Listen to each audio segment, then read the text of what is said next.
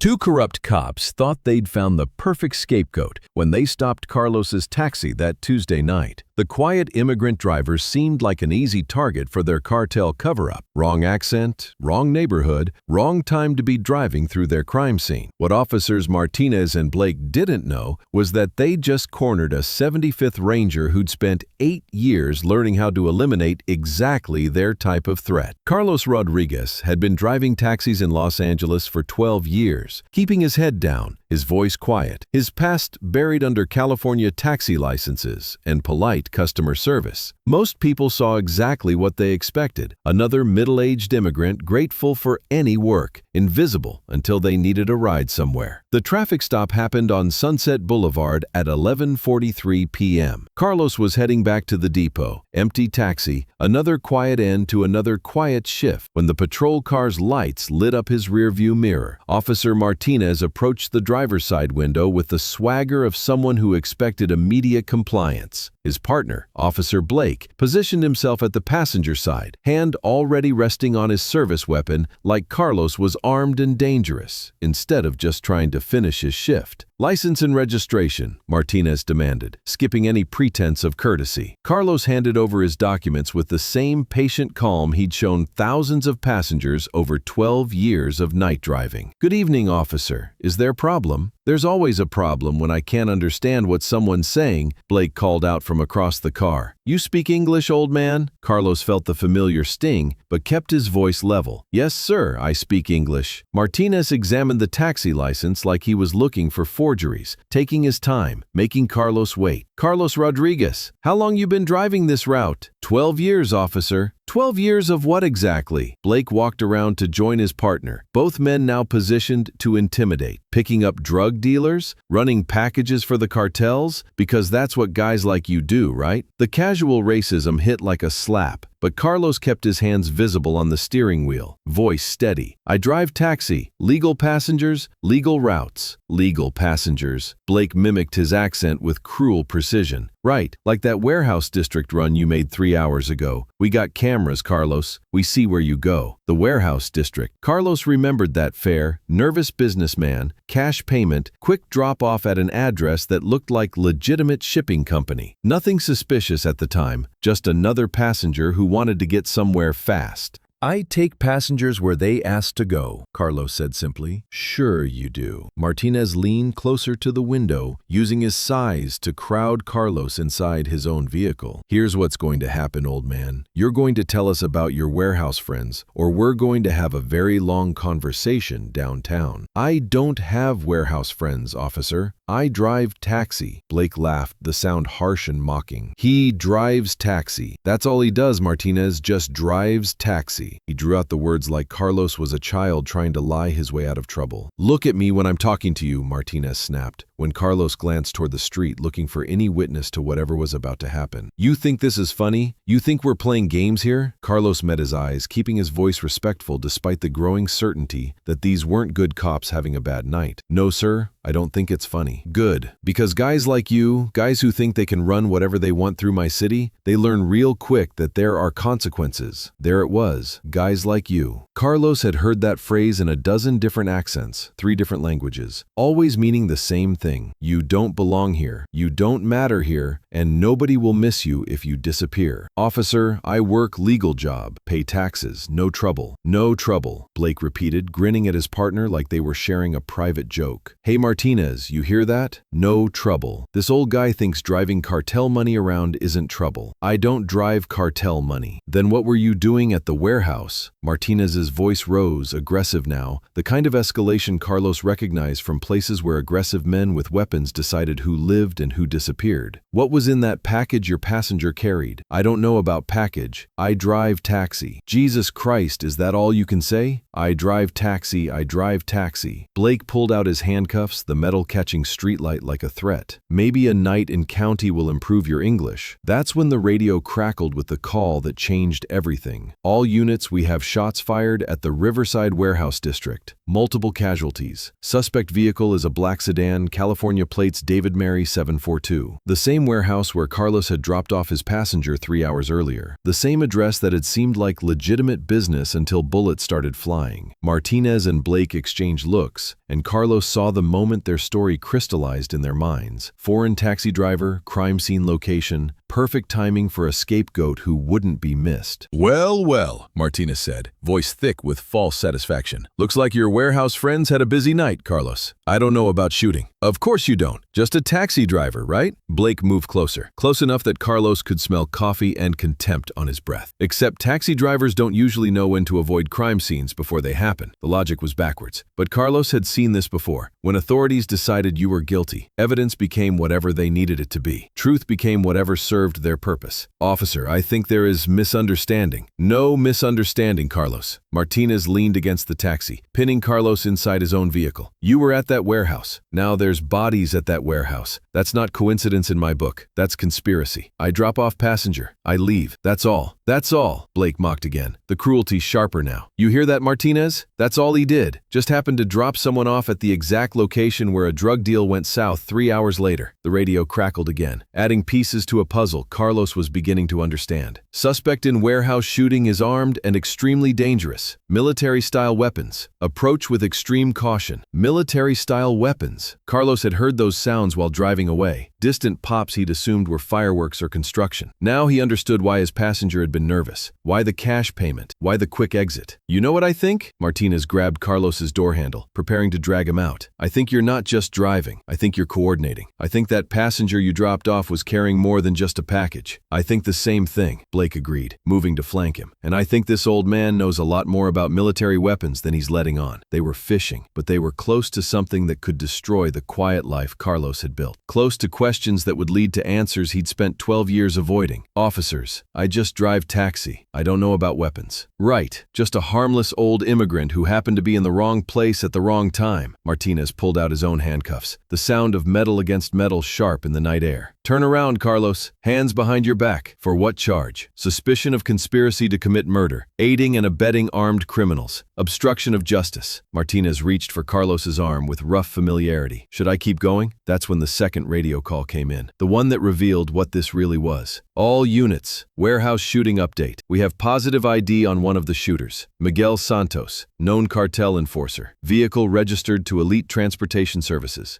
Elite Transportation, the company that had been systematically driving independent drivers like Carlos out of business for months. The same company whose drivers had been following his routes, intimidating his regular passengers, making threats about what happened to drivers who didn't, quote, cooperate. Elite Transportation, Blake repeated, but his voice had changed. There was recognition there and something that looked like worry. Martinez shot him a sharp look. Shut up, Blake. But Carlos had heard enough to understand the real picture. Elite Transportation had cartel connections. These cops were protecting that connection, and Carlos had accidentally dropped a passenger at what was probably a drug deal gone wrong, making him a witness who could connect Elite to the shooting. Officer, Carlos said quietly, I think you make mistake. The only mistake here is you thinking you could run drugs through my city without consequences. Martinez tightened his grip, but Carlos noticed his partner was now on the radio,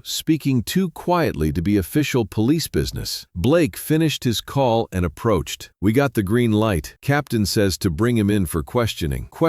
But Blake's tone suggested something different than official police procedure. Something that happened in places where cameras didn't record and witnesses didn't survive to testify. Yeah, we got him. Blake continued into his radio, thinking Carlos couldn't hear. The witness from the warehouse will bring him to the usual place. Witness, not suspect. Witness. In that moment, Carlos understood with crystal clarity that these weren't just corrupt cops. They were eliminating potential threats to a cartel operation, and he was about to disappear forever unless he reminded them that some quiet immigrants had earned their survival skills in places where badges meant nothing and mercy was a luxury nobody could afford. Officer Martinez, Carlos said, his voice still calm but carrying a different quality now, something that made both men pause without understanding why. "Yeah? What's that, Carlos? Before you do something you cannot undo, you should know something about me." Martinez laughed. "What, that you're just a taxi driver? My name is Staff Sergeant Carlos Rodriguez, 75th Ranger Regiment, United States Army. 8 years active duty, Iraq and Afghanistan, specialist in urban warfare and close quarters combat." The handcuffs stopped moving. "And you just made the mistake of assuming that 12 years driving taxi erased 8 years learning how to eliminate hostiles who threaten innocent civilians." Both officers went completely still. "Now," Carlos continued, "you can let me go and pretend this stop never happened.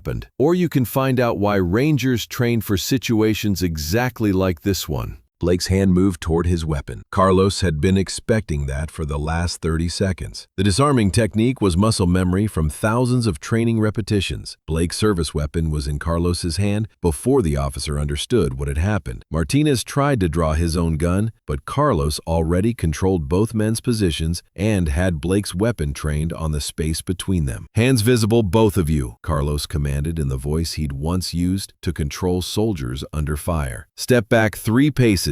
Now." They stepped back, faces pale, under the streetlights. "I drove one passenger to that warehouse tonight. Nervous businessman, paid cash, said nothing about drugs or weapons. I dropped him off and left immediately. Whatever happened after that, I had no knowledge of it." Carlos ejected the magazine from Blake's pistol, cleared the chamber with professional efficiency, and tossed both parts into the storm drain 20 feet away. "But I recognize corruption when I see it. You two are eliminating witnesses for people who kill for money." Martinez's radio crackled again. "Martinez, Blake, what's your status on the taxi driver?" Carlos gestured for Martinez to respond. Still processing the traffic stop," Martinez managed. "Good. When you're done, bring him to the warehouse location. We'll handle cleanup." Cleanup, not questioning, not booking, cleanup. Carlos looked at both officers with the expression he'd once reserved for enemy combatants who'd made the mistake of threatening American civilians. "You hear that? Cleanup. They're not talking about paperwork." Blake's face had gone gray. "Look, man, we didn't know you didn't know because you assumed. You saw an immigrant taxi driver and decided I was expendable." Carlos stepped back, hands visible but positioned for immediate action if either man moved wrong. "That assumption almost got you both killed. You're threatening police officers," Martinez said, but his voice shook. "No, Officer Martinez. I'm explaining why 2 cartel enforcers wearing badges are still breathing. Because unlike the people you work for, I don't kill unless there's no other option." Carlos walked backward to his taxi, never taking his eyes off either man. "Here's what happens next. You get in your patrol car, you drive away, and you report that you never found the taxi driver. Because if anything happens to me or to any other independent driver in this city, there are people who will ask questions you can't answer." "What people?" Blake demanded. Carlos smiled, and for the first time that night, it wasn't the patient smile of a service worker. It was the smile of someone who'd survived multiple combat deployments and knew exactly what resources were available to him.